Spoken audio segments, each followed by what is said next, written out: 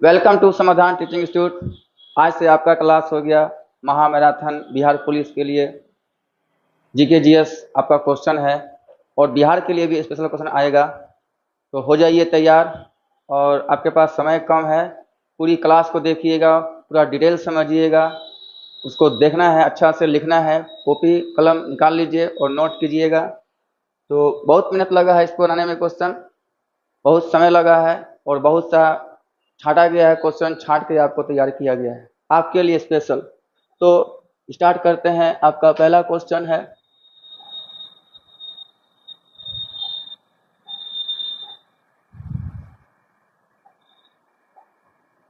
है, महात्मा बुद्ध का जन्म कब हुआ था। तो महात्मा बुद्ध का जन्म पहले हुआ कहाँ था, तो लुम्बिनी नेपाल में हुआ था। ठीक है, तो महात्मा का जन्म कहाँ हुआ था, लुम्बिनी। लुम्बिनी कहाँ पड़ता है, नेपाल में। जन्म नेपाल में हुआ था। और मृत्यु कहाँ हुआ था इनका, तो मृत्यु हुआ था कुशीनगर। कुशीनगर, और वो कहाँ पड़ता है, उत्तर प्रदेश। ठीक, तो जन्म के बारे में चलते हैं। तो इनका जन्म हुआ था 563 ईसा पूर्व में। ठीक है, तो जन्म हुआ था 563 ईसा पूर्व में, लेकिन अगर मृत्यु बोल देगा तो मृत्यु कब हो जाएगा, 483 ईसा पूर्व में आपका क्या हुआ था, मृत्यु हुआ था। अब ये दो चीज दिया हुआ है, इसके बारे में जानेंगे। तो ये 540 ईसा पूर्व क्या है, महावीर स्वामी। महावीर स्वामी का क्या हुआ था, जन्म। अब इनका जन्म कहाँ हुआ था, इनका जन्म हुआ था कुंडग्राम। कुंडग्राम वैशाली, कहाँ हुआ था, कुंडग्राम वैशाली में इनका क्या हुआ था, जन्म। और ये 463 जो लिखा हुआ है, ये क्या है, इनका मृत्यु, किसका, महावीर स्वामी का। और मृत्यु कहाँ हुआ था, पावापुरी। ठीक है, तो हम देखिए जीके का एक क्वेश्चन टिक मारना कोई बड़ी बात नहीं है। हम बशर्ते उसके चारों ऑप्शन के बारे में कुछ भी जान जाते हैं तो वो ज्यादा इंपोर्टेंट करेगा। तो महात्मा का जन्म कब हुआ था, 563 ईसा पूर्व में हुआ था। कहाँ हुआ था, लुम्बिनी नेपाल में। और मृत्यु कहाँ हुआ था, कुशीनगर उत्तर प्रदेश। और इनकी मृत्यु कब हुई थी गौतम बुद्ध का, तो 487 ईसा पूर्व। और महावीर स्वामी जन्म कब हुआ था, 540 ईसा पूर्व में हुआ था। वो कहाँ हुआ था, कुंडग्राम वैशाली। और उनकी मृत्यु कब हुई थी, 468 ईसा पूर्व। मृत्यु कहाँ हुई थी, पावापुरी में। तो चलते हैं नेक्स्ट सवाल की ओर। अब है अगला सवाल आपका, प्रार्थना समाज का स्थापना किसने किया है। तो देखिए ऑप्शन के अनुसार यहाँ पे है, प्रार्थना समाज का स्थापना जो है केशव चंद्र सेन के सहयोग से आत्माराम पांडुरंग। तो आत्माराम पांडुरंग कहीं ऑप्शन में नहीं है, इसलिए हम क्या मारेंगे, केशव चंद्र सेन के सहयोग से, नाम लिख लेंगे आत्माराम पांडुरंग। आत्माराम पांडुरंग, ये इन्होंने स्थापना किया था। अब है दयानंद सरस्वती ने क्या स्थापना किया था, आर्य समाज का। आर्य समाज की स्थापना किसने किया था, दयानंद सरस्वती कब किए थे, 1875 में। ये हो गया आर्य समाज। राजा राम मोहन ने क्या किया था, ब्रह्म समाज की स्थापना किया था। ब्रह्म समाज की स्थापना किसने किया था, राजा राम मोहन राय ने। ठीक है, ये कब किए थे, 1828 में। कब किए थे, 1828 में। अब है दादा भाई नौरोजी, इसे हम भारत का वृद्ध व्यक्ति के नाम ओल्ड मैन ऑफ इंडिया कहते हैं। ठीक है, दादा भाई नौरोजी, इनका भी बहुत योगदान है अपने देश की आज़ादी में। अगला सवाल है आपका, भारत पाकिस्तान और अफगानिस्तान के कुछ प्रांतों में इसका खुदाई से कुछ प्राप्त हुआ। तो अगला क्वेश्चन है आपका, निम्नलिखित में किस कानून को बिना अपील बिना दलील वाला कानून कहते हैं। अंग्रेज ने हमारे ऊपर बहुत सा शासन किया है। 1600 में ये आए, ईस्ट इंडिया कंपनी की स्थापना किए, और यहाँ से उनका विचार था कि शासन करना, न कि कंपनी खोलकर यहाँ पे व्यापार करना। तो उद्देश्य कुछ और था। तो बिना अपील बिना दलील कानून किसे कहते हैं, रॉलेट एक्ट 1919। रॉलेट एक्ट 1919 कब पारित हुआ था, 21 मार्च 1919। अब है ये क्या थे, मार्ले मिंटो। मार्ले मिंटो सुधार कब आया था, इसे सुधार कहा जाता है। ये मार्ले मिंटो 1909 में आया था। तो इसका काम क्या था, सांप्रदायिक चुनाव। सांप्रदायिक का मतलब होता है जब किसी एक विशेष वर्ग के बारे में, जब एक किसी विशेष वर्ग के बारे में आप कोई कार्य करते हैं तो उसे हम क्या कहते हैं, सांप्रदायिक। चाहे वो हिंदू हो, मुस्लिम हो, सिख हो, ईसाई हो। तो प्रथम बार मुस्लिमों के लिए अलग से चुनाव की व्यवस्था कराई गई थी। किस में, तो मार्ले मिंटो 1909। अब ये 1813 का चार्टर एक्ट है। इसमें क्या हुआ, कि कंपनी के पावर को ले लिया गया, जो आपके ईस्ट इंडिया कंपनी है उसके पावर को ले लिया गया, ईस्ट इंडिया कंपनी के पावर को ले लिया गया, लेकिन चीन और पूर्वी जो भारत है, असम, नागालैंड, मणिपुर, ये सब इलाका में आप व्यापार कर सकते हैं, एवं पूर्वी भारत में छोड़कर बाकी ये पावर ईस्ट इंडिया कंपनी से छीन लिया गया। किस एक्ट के तहत? 1813 का चार्टर एक्ट के तहत। अब है रेगुलेटिंग एक्ट 1773। इसी के तहत कलकत्ता में एक सुप्रीम कोर्ट की स्थापना हुई, लेकिन कब हुई? 1773 के तहत 1774 में कलकत्ता में एक सुप्रीम कोर्ट की स्थापना कब हुई? 1773 के तहत 1774 में। और ईस्ट इंडिया कंपनी और पूर्वी भारत में आप व्यापार ईस्ट इंडिया कंपनी कर सकती है, चीन के साथ भी कर सकती है, बाकी सभी राज्यों को वो छीन लिया गया 1813 का चार्टर एक्ट। अब है मार्लेमेंटो क्या था? सांप्रदायिक चुनाव हुआ था, मुस्लिमों के लिए अलग से चुनाव व्यवस्था की गई थी, मार्लेमेंटो 1909। और रॉलेट एक्ट का पारित हुआ था 1919 में। इसे क्या कहते हैं? बिना अपील बिना दलील वाला कानून कहते हैं, यानी शक की निगाह पे आपको पकड़ लिया जाता था। अगला आपका क्वेश्चन है, भारत छोड़ो आंदोलन कब हुआ था? तो देखिए, भारत छोड़ो आंदोलन तो सब कोई जानता है, इसका आंसर क्या हो जाएगा? 1942। लेकिन ये पारित कब हुआ था? ये पारित हुआ था 8 अगस्त 1942 को पारित हुआ था, लेकिन शुरू कब हुआ था? 9 अगस्त 1942 को। और इसी में एक नारा था, करो या मरो, डू एंड डाई। और इसे क्या कहते हैं? ऑपरेशन जीरो आवर के नाम से भी कहा जाता है, ऑपरेशन जीरो आवर। तो ऑपरेशन जीरो आवर के नाम से किसे पुकारा जाता है? भारत छोड़ो आंदोलन को। और 1922 में क्या हुआ था? 5 फरवरी 1922 को क्या हुआ था? चौरा चोरी कांड, जो गोरखपुर में हुआ था, चौरा चोरी कांड, ठीक। तो 5 फरवरी 1922, और इसी के तहत असहयोग आंदोलन को वापस ले लिया गया था। 1915 9 जनवरी 1915 को महात्मा गांधी अफ्रीका से लौट के आते हैं, और इसलिए 9 जनवरी को क्या मनाया जाता है? प्रवासी भारतीय दिवस मनाया जाता है। 1930 को क्या हुआ था? सविनय अवज्ञा आंदोलन, सविनय अवज्ञा आंदोलन। और दांडी मार्च भी कब हुआ था? 1930 में। तो ये आपका नोट करते रहिएगा क्वेश्चन को। अगला आपका क्वेश्चन है, स्वस्थ मनुष्य का हृदय 1 मिनट में कितनी बार धड़कता है? देखिए, जन्म के समय ज्यादा धड़कता है, ठीक, तो 72 से वो ज्यादा हो जाएगा, लेकिन स्वस्थ मनुष्य का जो फिट मनुष्य है उसका 1 मिनट में कितनी बार धड़कता है? तो वो धड़कता है कितनी बार? 72 बार धड़कता है। तो बहुत आसान सवाल है, 72 बार, लेकिन बाकी सबके जानते हैं। तो 12 से 16 बार क्या है? श्वसन दर। तो आप जो सांस लेते हैं 1 मिनट में, तो कितना बार होता है श्वसन दर? तो 12 से आप 16 बार सांस लेते हैं। श्वसन दर कितना हो गया? 12 से 16, 20 जो क्या हो गए? दांत आपको फिर से वापस आते हैं पुनः। तो इसे हम कहते हैं दूध का दांत, हम लोग पुनः दांत वापस आते हैं, ठीक है। 20 दांत क्या होते हैं? पुनः वापस होते हैं, फिर से उग जाते हैं, टूट जाते हैं। 46 क्या होता है? गुणसूत्र। मनुष्य में गुणसूत्र की संख्या कितनी होती है? 46, जिसे अंग्रेजी में क्या कहते हैं? हम क्रोमोसोम कहते हैं, क्रोमोसोम। इसका खोज किसने किया था? वाल्डेयर ने। इसका खोज किसने किया था? वाल्डेयर, ठीक। तो स्वस्थ मनुष्य का हृदय 1 मिनट में कितनी बार धड़कता है? 72 बार। हमारा श्वसन दर कितना है? 12 से 16 बार। और मनुष्य में पुनः दांत वापस आते हैं, 20 हो गए। और आपके गुणसूत्र की संख्या कितनी है? आपका 46 है, और जोड़ा बोलेगा तो 23 जोड़ा। और इसका खोज किसने किया था? वाल्डेयर ने। अगला सवाल है आपका, 1 से अधिक रुपये के नोट किसके द्वारा जारी किए थे? 1 रुपये से अधिक जब भी नोट जारी करने की बात आएगी तो वो जारी कौन करता है? तो वो करता है आरबीआई। कौन करता है? आरबीआई। आरबीआई की स्थापना कब होता है? 1935।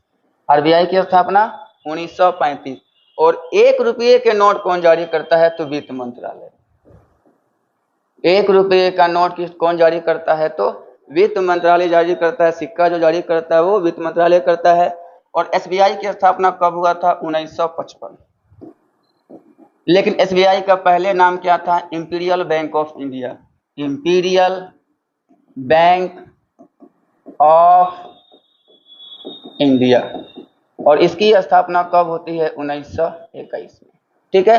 तो एसबीआई का पूरा नाम इंपीरियल बैंक ऑफ इंडिया। उसकी स्थापना कब होती है? 1921 में। 1 रुपये के सिक्के का कौन जारी करता है? वित्त मंत्रालय। अगर नहीं देता है तो वित्त सचिव भी दे सकता है।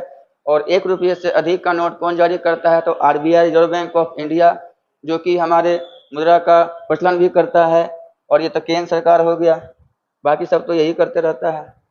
नेक्स्ट क्वेश्चन, निम्नलिखित में कौन सा देश मित्र राष्ट्र में शामिल नहीं था? अब देखिए, 2 युद्ध होता है विश्व युद्ध, एक 1914 से 18, 2 विश्व युद्ध होता है 1914 से 18। तो प्रथम विश्व युद्ध कब से होता है? विश्व युद्ध, प्रथम विश्व युद्ध 1914 से 1918। और द्वितीय विश्व युद्ध कब होता है? 1939 से 1945। ठीक, तो ये 2 युद्ध हुए, विश्व युद्ध, वर्ल्ड वॉर जिसे हम कहते हैं। तो 1914 में दो राष्ट्र, दो माने देशों का समूह अलग हो गया। एक हो गया मित्र राष्ट्र, एक हो गया धुरी राष्ट्र। तो मित्र राष्ट्र में आपका अमेरिका था, ब्रिटेन था, रूस था और फ्रांस भी था। और क्या था? फ्रांस भी था। और सभी भी देश थे, बहुत सारे देश थे। और ये धुरी राष्ट्र में था उस समय जर्मनी, इटली, ये सब क्या थे? धुरी राष्ट्र में थे। तो इसमें से कौन आंसर हो जाएगा? मित्र राष्ट्र में नहीं था, तो जर्मनी मित्र राष्ट्र में नहीं था, बल्कि वो क्या था? धुरी राष्ट्र में था। 42वें संविधान संशोधन, 42वें संविधान संशोधन 1976 में कौन कौन से शब्द जोड़े गए थे? इसे हम मिनी कॉन्स्टिट्यूशन कहते हैं, लघु संविधान के नाम से भी जाना जाता है। किसे? 42वां संविधान संशोधन 1976। अच्छा, प्रस्तावना में कितनी बार किया गया है संशोधन? 1 बार किया गया। ठीक है, 1 बार किया गया है प्रस्तावना में, इसको नोट करके रखिएगा। तो 42वें संविधान संशोधन 1976 में आपका धर्मनिरपेक्ष को भी जोड़ा गया, समाजवाद को भी जोड़ा गया और अखंडता। अखंडता का मतलब होता है कि कोई भी राज्य अब टूट नहीं सकता है, सब एक है। तो यह इसका आंसर क्या हो जाएगा? इनमें से सभी इज द राइट आंसर हो जाएगा। अगला सवाल है आपका, हिरोशिमा पर परमाणु बम कब गिराया गया था? तो हिरोशिमा पर परमाणु बम जो है तो 2 जगह गिरा था, एक हिरोशिमा और एक नागासाकी। तो 2 जगह गिरा था, दोनों का डेट हम बता देते हैं। तो हिरोशिमा पर गिरा था 6 अगस्त, ठीक है, और नागासाकी पर 9 अगस्त को गिरा था। तो नागासाकी, तो नागासाकी पर आपका कब गिरा था? 9 अगस्त को गिरा था। और हिरोशिमा पर 6 अगस्त 1945। और नागासाकी कौन सा द्वीप पर है? क्यूशू द्वीप पर है। क्यूशू एक द्वीप है, उस द्वीप पर स्थित है कौन? नागासाकी। तो लिटिल मैन और फैट मैन, तो पहले छोटा उसके बाद मोटा। तो इसका क्या नाम था? लिटिल मैन, और उसका क्या नाम था? Fat man. तो 2 बम गिराए गए थे, जिसके बाद है आपका सेकेंड वर्ल्ड वॉर की समाप्ति होती है और संधि होती है। तो अब आगे आपका, तो वर्साई की संधि कब होती है? तो वर्साई की संधि 1919 में होती है और इसका उल्लंघन 1935 में होता है। तो वर्साई की संधि मतलब जिसके तहत फर्स्ट वर्ल्ड वॉर को रोका गया और उसका उल्लंघन भी कर दिया गया 1935 में, फिर सेकेंड वर्ल्ड वॉर आपका चालू हो गया। अगला आपका सवाल है, प्रधानमंत्री बनने के लिए न्यूनतम आयु आपकी कितनी होनी चाहिए? तो प्रधानमंत्री लोकसभा का सदस्य होता है और मुख्यमंत्री विधानसभा का सदस्य होता है। और दोनों को बनने के लिए न्यूनतम आयु कितनी होना चाहिए? 25 वर्ष। ठीक है, तो ये किसका मेंबर होता है? ये लोकसभा का मेंबर होता है और मुख्यमंत्री विधानसभा का। लेकिन ये नेता कौन होता है? बहुमत दल का नेता होता है। तो मुख्यमंत्री भी क्या होगा? जब तक बहुमत रहेगा मुख्यमंत्री रहेगा। प्रधानमंत्री कब रहेगा? जब तक बहुमत रहेगा तो प्रधानमंत्री रहेगा। तो दोनों के दोनों बहुमत दल के नेता होते हैं, लेकिन नियुक्ति इसकी होती है। तो नियुक्ति इनका प्रधानमंत्री का कौन करते हैं? राष्ट्रपति। और मुख्यमंत्री का नियुक्ति राज्यपाल। तो दोनों के लिए कितना वर्ष हो गया? 25 वर्ष। अब हो गया 35 वर्ष। तो 35 वर्ष किसके लिए है? राज्यपाल और राष्ट्रपति। तो राष्ट्रपति और राज्यपाल के लिए न्यूनतम आयु कितनी है? 35 साल है। अब 30 वर्ष किसका है? राज्यसभा का सदस्य बनने के लिए। तो राज्यसभा का सदस्य बनने के लिए न्यूनतम आयु कितना होना चाहिए? 30 वर्ष। तो हमारे पास सदन है, तो सदन में 2 है, एक लोकसभा और एक राज्यसभा। ठीक है, तो सदन कितना अनुच्छेद में है? तो संसद जो है वो संसद कितना अनुच्छेद में है? 79 80 में आपका क्या है, राज्यसभा, और 81 में अनुच्छेद में क्या है, लोकसभा। तो ये आपके हम अनुच्छेद लिखाएं तो लगातार है 79, 80, 81। तो 79 में हो गया संसद का गठन, 80 में हो गया राज्यसभा का गठन, और 81 में हो गया लोकसभा का गठन। अब होता है कि हमको वोट देने का अधिकार कितना में दिया गया है, कितना में आपको है, उम्र होना चाहिए 18 वर्ष। और ये अनुच्छेद कितना में आता है, ये अनुच्छेद आता है 326, 3 दूना 6, 3 दूना 6। तो वोट देने का अधिकार बोलेगा अनुच्छेद 326, और न्यूनतम आयु कितनी होनी चाहिए, 18 वर्ष होना चाहिए। और मुखिया अगर बनना चाहते हैं तो मुखिया के लिए न्यूनतम आयु कितना होना चाहिए, 21 वर्ष। ठीक है, तो मुखिया के लिए न्यूनतम आयु 21 वर्ष, वोट देने का 18 वर्ष। मुखिया का चुनाव कौन कराता है, तो ये हमेशा कौन कराएगा, राज्य सरकार कराएगा। जो भी राज्य सरकार रहेगी वो करवाएगी मुखिया का चुनाव। इसको नोट कर लीजिएगा। अगला आपका सवाल है, भारतीय संविधान में राज्य के नीति निर्देशक सिद्धांत किस भाग में दिए गए हैं। अब राज्य का नीति सिद्धांत क्या होता है, राज्य को आगे बढ़ाने के लिए, चाहे वो पोषण स्तर का हो, चाहे गरीब का हो, चाहे किसी प्रकार की व्यवस्था अगर राज्य करना चाहती है तो उसको एक विशेष भाग दिया गया है। वो भाग कितना है, भाग 4 है। तो भाग कितना में है, 4 है। तो भाग 1 में क्या है, आपके 28 राज्य एवं 8 केंद्र शासित प्रदेश यानी राज्य का बनाना, सीमाओं में परिवर्तन या राज्य का विघटन, ये सब है आपका भाग 1 में। तो भाग 1 कितना से अनुच्छेद है, तो 1 से कितना है, ये 4। अनुच्छेद 1 से 4 तक वो कौन सा भाग आता है, भाग 1। उसके बाद भाग 2 क्या है, नागरिकता। तो आपका नागरिकता जो है, नागरिकता का कोई भी नियम, कायदा, कानून, व्यवस्था जो भी बनाया गया है वो भाग 2 में है। ये कितना से अनुच्छेद में है, 5 से 11। अब तीसरा आता है भाग 3। भाग 3 में क्या है आपका, अनुच्छेद कितना में है, तो ये है आपका 12 से 35। तो भाग 3 में क्या है आपका, अधिकार, मौलिक अधिकार। तो अगर बोलेगा मौलिक अधिकार कितना में है, तो भाग 3 में है। भाग 1 में क्या है, संघ राज्य क्षेत्र है। भाग 2 में क्या है, नागरिकता है। और भाग 4 में क्या है, भाग 4 में राज्य का नीतिनिर्देशक सिद्धांत है। और 5 में क्या है, संघ है। तो सबसे बड़ा भाग भाग 5 है, सबसे बड़ा भाग भाग 5 है। और ये कितना अनुच्छेद में इसका नहीं लिखा है हम, ये है आपका 36 से 51। तो 36 से 51 जो भी अनुच्छेद पढ़िएगा सब भाग 4 में ही आता है। अगला सवाल है आपका, निम्नलिखित में कौन सा भारत में विधि यानी कानून बनाने के लिए सक्षम है। तो जो भी नियम कायदा बनता है चाहे किसी चीज पर, तो हमारे पास कितनी सूची है, संघ सूची, राज्य सूची एवं समवर्ती सूची, 3 प्रकार की सूची है। अब है संघ सूची, क्या होता है, जो केंद्र सरकार उस पर कानून बना सकती है। समवर्ती सूची क्या होती है, जिसपे राज्य भी बना सकता है और केंद्र भी बना सकता है। और राज्य सूची क्या हो गया, जो राज्य ही बनाएगा। लेकिन अगर आपको दिक्कत हो रहा है राज्य में, तो वो विशेष प्रावधान लाकर, राष्ट्रपति शासन लगाकर या कोई व्यवस्था लगाकर उसके लिए अलग से कानून बना सकती है। ठीक है, तो ये बात है। तो ये कौन सक्षम है, तो ये सक्षम है कौन, संसद। अब संसद में ये पारित होगा। अब पारित होने के बाद अंतिम निर्णय कौन लेगा, राष्ट्रपति। और राष्ट्रपति साइन करने के बाद ये आपका कानून प्रभावी हो जाएगा। सर्वोच्च न्यायालय का क्या काम है, पुनरीक्षण। अगर आपको इसमें दिक्कत है तो आप सर्वोच्च न्यायालय जा सकते हैं, PIL दाखिल कर सकते हैं। दाखिल करने के बाद की सुनवाई, हियरिंग होगी। उपराष्ट्रपति एक ऐसा पद है जो किसी भी सदन का मेंबर नहीं है, ना राज्यसभा का है ना लोकसभा। लेकिन राज्यसभा का अध्यक्ष हमेशा कौन होता है, उपराष्ट्रपति। राज्यसभा का अध्यक्ष कौन होता है, तो वो उपराष्ट्रपति होते हैं। राज्यसभा के अध्यक्ष कौन होते हैं, उपराष्ट्रपति। और इनका जो चुनाव होता है तो वो लोकसभा और राज्यसभा के दोनों मेंबर इनको वोट देते हैं। ठीक है, अब राष्ट्रपति क्या होता है, हमारे देश का कार्यपालिका का प्रधान, कार्यपालिका का प्रधान।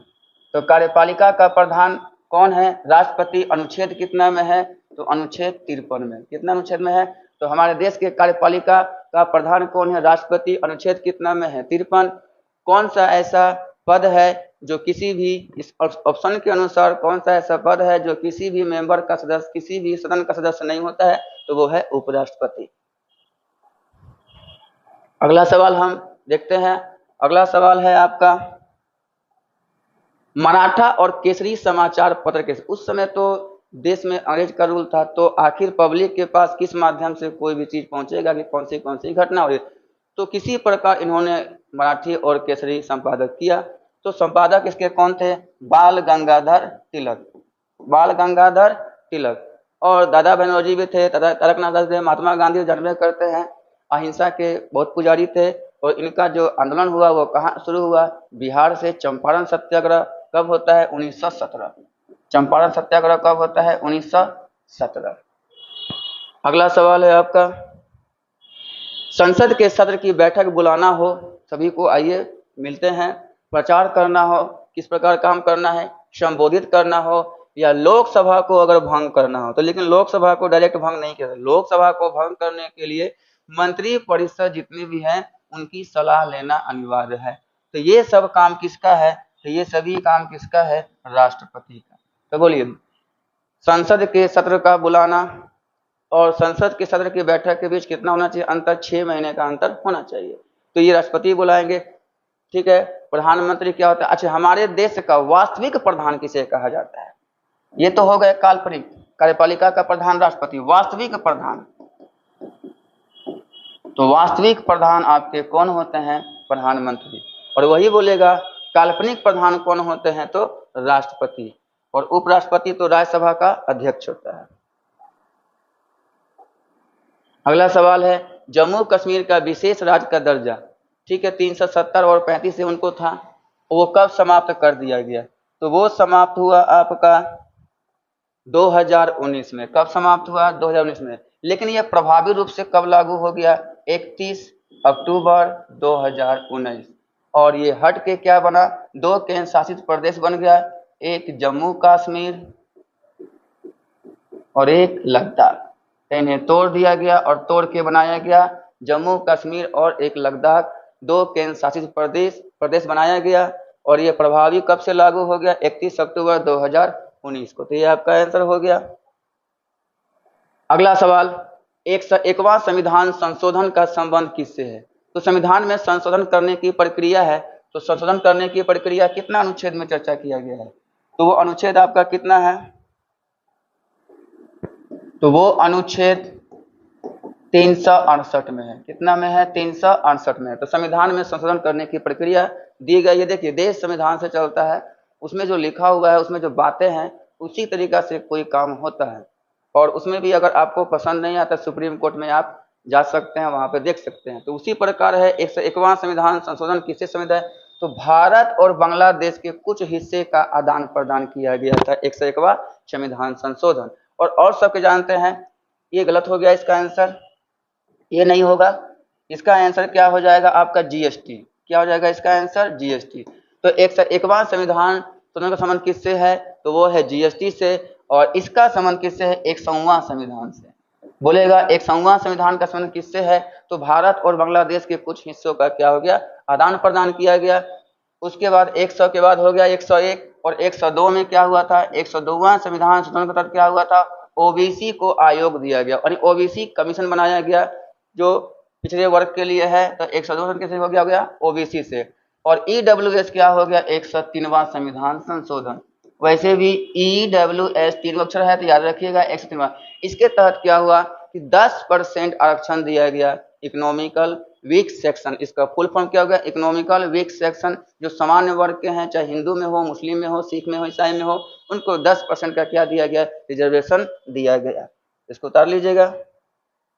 अगला पॉइंट है आपका, प्रकाश, कांच में प्रकाश की चाल कितनी है? तो प्रकाश जो हमारे पृथ्वी पर आती है वो किस माध्यम से आती है? विकिरण के माध्यम से आती है। इसको रेडिएशन बोलते हैं। प्रकाश को चलने के लिए किसी चीज की आवश्यकता नहीं, यानी कोई माध्यम की आवश्यकता नहीं है। लेकिन ध्वनि को चलने के लिए माध्यम चाहिए, ठोस, द्रव्य, गैस, कोई भी माध्यम चाहिए। इसलिए प्रकाश कौन सी तरंग है? अनुप्रस्थ तरंग है। क्या है? और अनुप्रस्थ तरंग जो भी होगी उसको चलने के लिए किसी भी माध्यम की आवश्यकता नहीं है। और ब्रह्मांड में सबसे ज्यादा जानबे करते हैं हाइड्रोजन पाया जाता है, और वायुमंडल में सबसे ज्यादा नाइट्रोजन पाया जाता है, और हमारे स्थल मंडल पर सबसे ज्यादा पाया जाता है ऑक्सीजन। ठीक है। तो हम कांच में प्रकाश की चाल, तो सभी प्रकाश की चाल है, सबके बारे में जानेंगे। तो कांच में कितना होता है 2 गुना 10⁻8 मीटर पर सेकंड। देखिए टिक मारना कोई बड़ी बात नहीं, आप टिक मार सकते हैं, लेकिन सभी के बारे में अगर जानते हैं तो हो सके कि ये ना दे इसमें से दे, ये ना दे इसमें से दे, इसलिए सभी के बारे में जानिए, अच्छा से गहन अध्ययन कीजिए। और 3 गुना 10⁸ क्या है, या तो बोले निर्वात या बोले वायु, ठीक, वायु बोले या निर्वात में प्रकाश की चाल कितनी है 3 गुने 10⁸ मीटर पर सेकंड। 2.25 कितना किसका है, ये जल में प्रकाश की चाल, जल में प्रकाश की चाल कितना है 2.25 किलो, 2.25 गुना 10 पे पावर, ये पावर है, ऊपर पावर है 8 मीटर पर सेकंड। अब है ये किसका है, रॉक सॉल्ट, रॉक सॉल्ट और नायलॉन, रॉक सॉल्ट या नायलॉन में प्रकाश की चाल कितना है 1.96 गुना 10⁸ मीटर पर सेकेंड। अब एक आता है 2.04 गुने 10⁸ मीटर पर सेकेंड। ये किसका चाल है, तो ये है आपका जो है तारपीन का तेल। तो तारपीन का तेल में प्रकाश का चाल कितना है, तो आपका 2.04 गुना 10⁸ मीटर पर सेकेंड। तो ये सबको नोट कर लीजिएगा, तो ठीक माना जरूरी नहीं है, हमको पूरा डिटेल पढ़ना है, अच्छा से तैयारी कीजिए, समय है, एग्जाम अभी तो बहुत सारा एग्जाम आपके पास है, तैयारी कीजिए, मन लगा कर पढ़िए, ऐसा ना लोग आपसे बात करने में सोचे कि कैसे बात करें, या तो पढ़िए तो नहीं पढ़िए, नहीं पढ़ने वाले से भी बात करना लोग नहीं चाहता है, पढ़ने वाले से भी लोग बात करना चाहता है, दोनों महान है, नहीं पढ़ने वाले महान है और पढ़ने महान है, ठीक है। तो अगला सवाल है, कपड़े का सूखना, पंखा के नीचे पसीने का सूखना और ठंड महसूस होना, जब पंखा के नीचे बैठे पसीना सूखेगा तो हल्का ठंडा महसूस होता है, और मिट्टी के बर्तन में पानी का ठंडा रहता है। तो देखते हैं सत्तू उत्तू पीते हैं तो देखते हैं मटका में पानी रखा हुआ है, वो पानी पीने का मन करता है क्योंकि वो ठंडा होता है, ठीक है। ये सब किसका उदाहरण है, देखिए ये सब क्या होता है कि गर्म जो चीज होती है वो उड़ जाती है, हमेशा गर्म हवा ऊपर की ओर जाती है, ठंडी हवा नीचे की ओर आती है, गर्म हवा हमेशा कहाँ जाएगी, ऊपर की ओर जाएगी, ठंडी हवा हमेशा नीचे की ओर। इसलिए रेफ्रिजरेटर में जो थर्मोस्टेट होता है, जो मशीन होती है वो ऊपर रखी जाती है, ताकि जो आपके जो आलू प्याज लहसुन रखे हुए हैं उसकी जो गर्म जो हवा होगी वो ऊपर चली जाएगी और वहां से ठंडी हवा उसको देगी, इसलिए आपका फ्रिज में सामान जो है 2 दिन 3 दिन सुरक्षित रहता है, ठीक है। तो ये क्या कहलाता है, ये क्या कहलाता है वाष्पीकरण, इसे क्या कहते हैं वाष्पीकरण। अब आ गया संघनन। तो संघनन जब भी आपको बूंद की बात आए, पानी की बात आए, वर्षा का होना, कुहासा का होना, ओस का होना, या कोल्ड ड्रिंक पीते होंगे उसके शीशे पे बिंदा बिंदा पानी आ जाता है, वो सब किसका उदाहरण है, संघनन का उदाहरण है।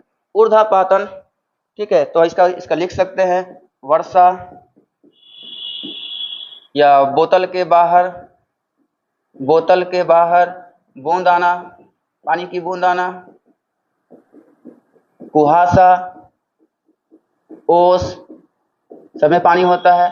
तो ये सब जब भी बात करें तो वो क्या कहलाएगा, संघनन।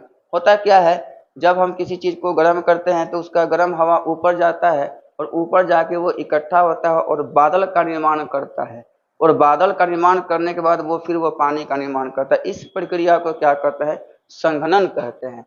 ऊर्ध्वापतन क्या होता है, सीधे ठोस गैस में उड़ जाएगा, सीधे ठोस क्या हो जाएगा, गैस में उड़ जाएगा। तो एक एग्जाम्पल क्या हो गया, कपूर, आपका नमक भी है, नमक ठोस है, रख दीजिए छत पर, परसों नहीं मिलेगा आपको, उड़ जाएगा। कपूर, नेपथलीन, ये सब क्या है, ठोस है, लेकिन जब ये जल जाएगा या उड़ जाएगा तो ये फिर लौट के नहीं आएगा, ठीक है। तो ये हो गया। अब चालन क्या होता है, इसके चालन क्या होता है कि उष्मा का संचरण। जब आप घर में चाय बनाते होंगे, सस्पेन पकड़े होंगे एल्युमिनियम का या कोई चीज का, तो देखते होंगे जब वो गर्म होता है तो धीरे धीरे आपके हाथ भी गर्म होने लगता है, यानी कि वो ठोस में जो है एक जगह से दूसरे जगह उष्मा का आना ही क्या कहलाता है, चालन कहलाता है। तो चालन हो गया आपका, तो नोट कर लीजिएगा। अगला आपका सवाल है, निम्नलिखित में कौन सा एक हरियाणा का प्रसिद्ध मेला है। तो हरियाणा का एक प्रसिद्ध मेला आपका कौन सा है, तो ठीक तो मार दीजिए पहले, सूरज कुंड। तो सूरज कुंड क्या है, हरियाणा का एक प्रसिद्ध मेला है। और पुष्कर मेला कहाँ लगता है, राजस्थान में। तो राजस्थान के कौन से जिले में, अजमेर, ठीक है। तो अजमेर में क्या लगता है, पुष्कर मेला, जो ऊंटों का मेला होता है। और पुष्कर में ही एक मंदिर है ब्रह्मा मंदिर। तो पूछेगा ब्रह्मा मंदिर कहाँ है आपका, तो पुष्कर राजस्थान। और सोनपुर का मेला तो सबको जानता है, ये कहाँ लगता है, बिहार में। विश्व प्रसिद्ध मेला है और इसकी शुरुआत किसने किया था, पाल वंश के शासक धर्मपाल। पाल वंश के शासक धर्मपाल। और ठीक है, तो ये सोनपुर का मेला हो गया। विश्व में सबसे बड़ा पशु मेला सोनपुर का मेला। सूरजकुंड का मेला हरियाणा में लगता है, पुष्कर मेला अजमेर। और अजमेर में एक प्रसिद्ध दरगाह है ख्वाजा मोइनुद्दीन चिश्ती। तो ख्वाजा मोइनुद्दीन चिश्ती की दरगाह, चिश्ती की दरगाह ख्वाजा। तो ख्वाजा मोइनुद्दीन चिश्ती दरगाह कहाँ है, अजमेर में है। ठीक है, अजमेर एक, ठीक है, राजस्थान में पड़ता है। अगला सवाल है आपका, क्वेश्चन है निम्नलिखित में कौन सी नदी का उद्गम स्थल भारत में नहीं है, तो ब्रह्मपुत्र। ब्रह्मपुत्र सिंधु सतलज मान जाओ, ब्रह्मपुत्र सिंधु सतलज मान जाओ। तो मान जाओ का मतलब मान सरोवर, झील, तिब्बत। ये तीनों कहाँ से आता है, बाहर से आता है। ठीक है, कौन कौन, ब्रह्मपुत्र, सिंधु और सतलज। ठीक है, तो इनमें से क्या हो जाएगा, सभी हो जाएगा आपका आंसर। ये सभी भारत में नहीं बल्कि बाहर से आते हैं, तिब्बत से आते हैं, जो चीन के प्रभाव क्षेत्र में है। अगला आपका सवाल है एशिया का सबसे छोटा देश कौन है, तो एशिया का सबसे छोटा देश, तो एशिया का सबसे छोटा देश आपका कौन है, मालदीव। और मालदीव कहाँ स्थित है, अरब सागर में स्थित है। ठीक है, और इंडोनेशिया क्या है, विश्व में सबसे ज्यादा मुस्लिम आबादी वाला देश कौन सा है, इंडोनेशिया। और नेपाल में क्या है, सबसे ऊंची चोटी, विश्व की सबसे ऊंची चोटी एवरेस्ट, जिसे नेपाल में लोग क्या कहते हैं, सागर माथा। वो कितना है, कहाँ है, नेपाल में है। नेपाल और चीन के बॉर्डर पर है। और भूटान, इसे थंडर बोल्ट का देश कहते हैं, यानी कि वज्र का देश, यानी हमेशा बिजली यहाँ पे चमकते रहता है। ये कौन है आपका, भूटान। तो बोले थंडर बोल्ट का देश भूटान, माउंट एवरेस्ट नेपाल, और विश्व में ज्यादा मुस्लिम आबादी इंडोनेशिया, और एशिया का सबसे छोटा देश मालदीव। अगला सवाल है आपका माना नीति लिपुलेख दर्रा किस राज्य में है। अब दर्रा क्या होता है, पहाड़ के बीचों में एक ऐसा जगह जो डाउन होता है।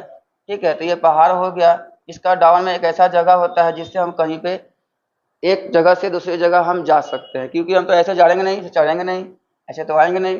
तो एक दर्रा होता है जो संकीर्ण रास्ता होता है, पतला रास्ता होता है, जिससे हम दूसरी जगह जाते हैं, उसे क्या कहते हैं, दर्रा कहते हैं। तो माना नीति और लिपुलेख याद रखिएगा, माना नीति लिपुलेख दर्रा कहाँ है, उत्तराखंड में है। कहाँ स्थित है ये, उत्तराखंड में है। तुज्जू दर्रा कहाँ है, मणिपुर में है। तुज्जू दर्रा कहाँ स्थित है, मणिपुर। अब मणिपुर तो जानबे करते हैं म्यांमार से सटा हुआ है।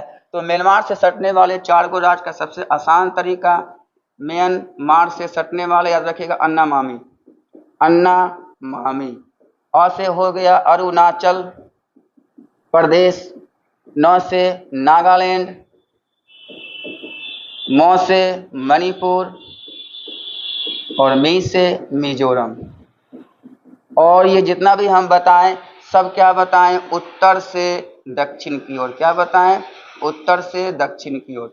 तो उत्तर से दक्षिण की जब भी बात एग्जाम में पूछा हुआ है, ठीक है, तो कभी दक्षिण से उत्तर दे देगा तो क्या करना है, पलट देना है। तो उत्तर से दक्षिण की ओर में कौन है, सबसे ऊपर में अरुणाचल प्रदेश, उसके बाद नागालैंड, उसके नीचे मणिपुर और उसके नीचे मिजोरम। तो ये सभी किससे सटते हैं, म्यांमार से। तो अगर आपको म्यांमार जाना है, मणिपुर में है, तो तुजू दर्रा होते हुए आप म्यांमार जा सकते हैं। ठीक है, और म्यांमार से सबसे ज्यादा सटने वाला राज्य कौन सा है, अरुणाचल प्रदेश। अब हो गया, ये क्या लिखा हुआ है, अरुणाचल प्रदेश। तो यहाँ पे कौन कौन दर्रा है, यांग्याप, यांग्याप दर्रा कहाँ है, और बोमडिला, और बोमडिला दर्रा। ठीक है, ये प्रमुख दर्रे हैं। ये कहाँ है, अरुणाचल प्रदेश में है। और सिक्किम में कौन है, नाथुला और जलेपला, नाथुला और जलेपला, जलेपला। तो नाथुला और जलेपला दर्रा कहाँ स्थित है, सिक्किम में है। उत्तराखंड में कौन है, माना नीति लिपुलेख।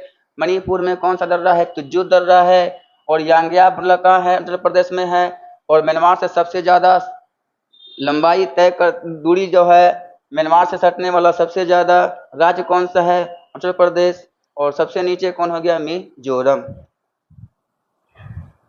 अगला सवाल है नोबेल पुरस्कार कितने क्षेत्र में दिया जाता है। तो नोबेल पुरस्कार की पहले बात जानते हैं, नोबेल पुरस्कार किसके लिए दिया जाता है? तो अल्फ्रेड नोबेल ने एक डायनामाइट का खोज किया था।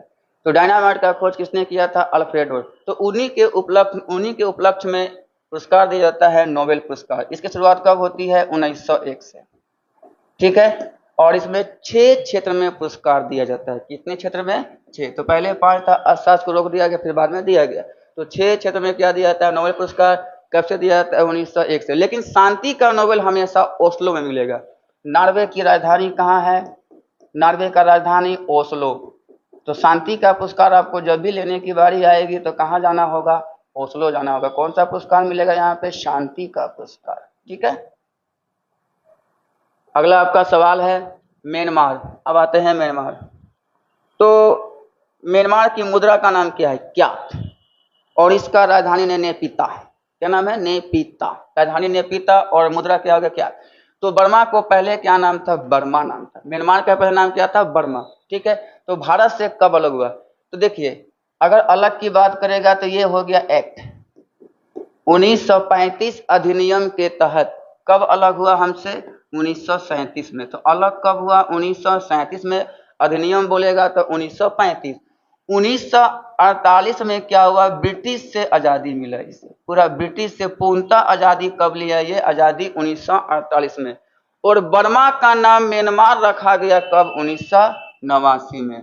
तो म्यांमार नाम कब रखा गया? 1989 में। हम म्यांमार के बारे में बता दिए, ठीक है। तो म्यांमार का पुराना नाम बर्मा। बर्मा से म्यांमार कब बना? 1989, ठीक है। बर्मा भारत से कब अलग हुआ? तो 1937। किस अधिनियम के तहत? 1935 अधिनियम। ब्रिटिश से कब पूर्णतः आज़ादी मिली? तो 1948 में, ठीक है। इसको नोट कर लीजिएगा, अच्छा क्वेश्चन है। अगला क्वेश्चन है आपका, भारत और चीन के साथ ज्यादातर व्यापार किस दर्रे से? देखिए, तो ऐसे प्लेन से जाते हैं, जहाज से लाते हैं, कोई बात नहीं। लेकिन दर्रे की बात करेगा तो सिक्किम में एक दर्रा है जिसका नाम क्या है? नाथुला। तो सबसे ज्यादा 80% जो व्यापार होता है चीन से वो नाथुला दर्रे के होते हुए जाता है। 2006 में से खोल दिया गया था। 1962 में भारत और चीन के बीच युद्ध हुआ था। तो हमारे देश में 3 बार राष्ट्रीय आपात लगा था। कब कब? 1962, 1971 और 1975। तो 3 बार आपके देश में राष्ट्रीय आपात लगा था। राष्ट्रीय आपात अब नया संशोधन करके क्या बात आ गया है कि बाहरी आक्रमण हो या आंतरिक सशस्त्र विद्रोह। आंतरिक सशस्त्र का मतलब होता है अस्त्र शस्त्र लेकर पूरे देश में अगर आ जाते हैं तो आपके देश में राष्ट्रीय आपात लगाने की संभावना बन जाएगी। या कोई अन्य देश आपके देश पर आक्रमण कर दे तो राष्ट्रीय आपात लगने की संभावना बन जाएगी। और राष्ट्रपति शासन किसी एक विशेष राज्य में लगता है जहां वहां पे आंतरिक सुरक्षा का अभाव हो जाता है तो राष्ट्रपति शासन लगता है, वो 356 के तहत। तो राष्ट्रपति शासन कितना के तहत लगता है? राष्ट्रपति शासन 356 के तहत लगता है। और राष्ट्रीय आपात कितने के तहत लगता है? राष्ट्रीय आपात वो है अनुच्छेद 352 के तहत।